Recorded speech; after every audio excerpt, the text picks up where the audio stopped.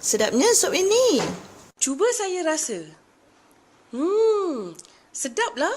Siapa yang bawa ni? Oh, itu Zila yang bawa. Zila, awak yang bawa sup ni? Sedapnya. Apa ramuan yang awak letak dalam sup ni?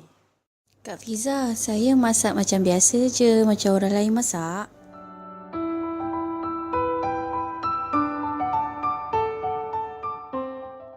Saya tengah pening ni. Pengurus saya suruh saya selesaikan yuran jurah tertunggak.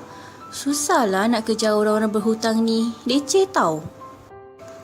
Awak dah cuba suruh asatiza awak tahan pelajar yang bermasalah agar awak berpeluang bertemu dengan waris itu sendiri? Ish, awak ni. Kita tak nak lah. Kita sendiri sebagai asatiza je, lepas kelas nak pastikan alat pembelajaran dan kelas seterusnya berjalan dengan baik. Kalau kita nak layankan waris yang sendiri lalai tanggungjawab dia, buat apa?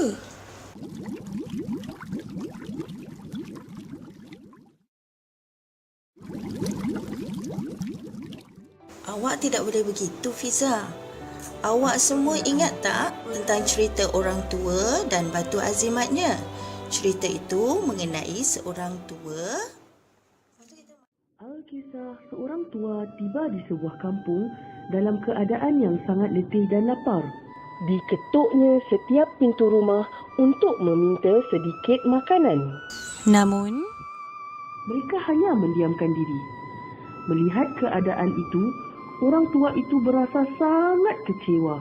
Dengan izin Allah, orang tua itu mendapat suatu ilham.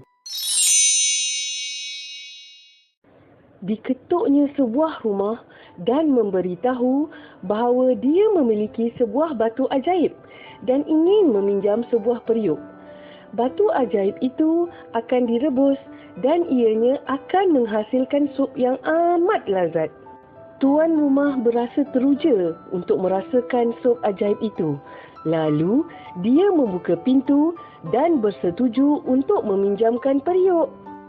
Dipendekkan cerita, orang tua itu pergi ke tanah lapang dan mula mengisi periuk dengan air. Berita mengenai batu ajaib itu telah tersebar ke seluruh kampung. Satu persatu orang kampung mula keluar dari rumah masing-masing dan mula mengerumuni orang tua tersebut. Sedar akan kehadiran orang-orang kampung di sekelilingnya, orang tua itu pun mula bersuara. Wah, saya dapat bayangkan betapa sedapnya sup ini jika kita tambah irisan daging, kentang, tomato, lobak merah, garam, daun hirisan dan daun sup. Didorong oleh rasa ingin tahu yang kuat, beberapa orang kampung beredar dan kembali ke tanah lapang tersebut membawa bahan-bahan yang telah disebutkan tadi. Sementara menunggu sup ajaib itu masak, setelah sekian lama, orang-orang kampung mula bermesra dan berbual-bual antara satu dengan yang lain. Alhamdulillah, kata hati orang tua itu sambil tersenyum melihat kerjasama yang dilakukan orang kampung bagi menyiapkan sup ajaib tersebut. Bersatu kita teguh, bercerai kita roboh. Sebab tu, nilai yang boleh diambil dari cerita ni memudahkan urusan orang lain dan mempercepatkan masalah dengan mudah, mengurangkan tekanan dan bahagia. Samalah juga dari cerita masakan sup tu. Bantuan dan sumbangan pemilik periuk, budak kecil dan orang kampung sehinggalah dapat menghasilkan sup yang baik dan sedap.